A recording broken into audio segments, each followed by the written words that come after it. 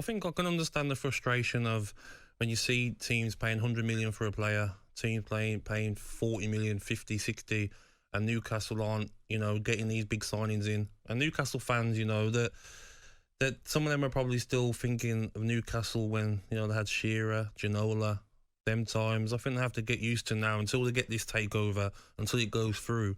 They're not going to have much money to spend, not going to have much money to bring in players. Steve Bruce would love to have spent the transfer window bringing in quality players. But will we not just... I mean, they have spent money in the past. They have had big-name players come in.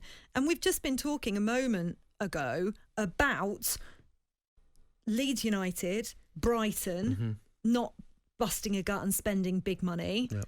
It's possible not to buy success. I understand, the statistics. I've know lots of football finance experts who will tell you the top six tend to be the top six for that reason, because they have more money. And I understand how that is frustrating for other teams. But then, not to go on and on, but you can go back to Leicester, for example. They did not buy that in the same way.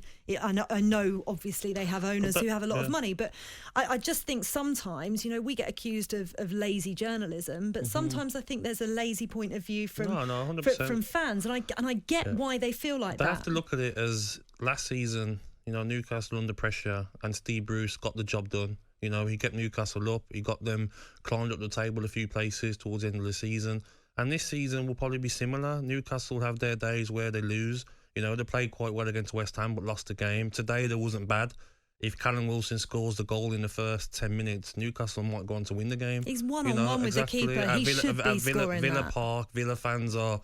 they're there to win the game against Newcastle. The fans, the players start getting nervy. I've been there when you go 1-0 down at Villa Park. So...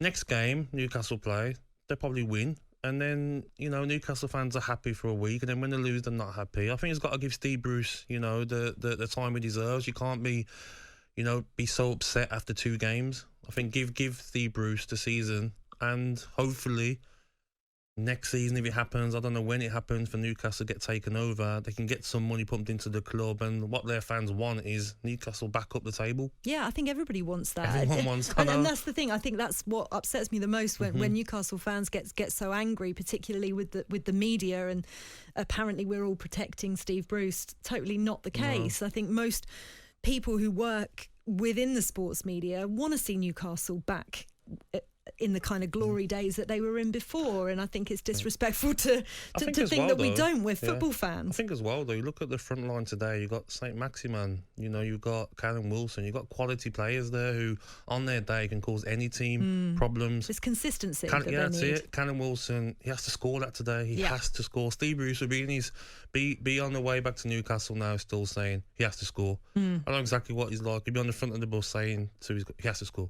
he has to score, he has to score. It's a totally different game. And when you play away from home and you miss a chance like that, you just know it's going to haunt you. And, Callum Wilson, great striker, and I'm sure he'll be back scoring goals hopefully next week.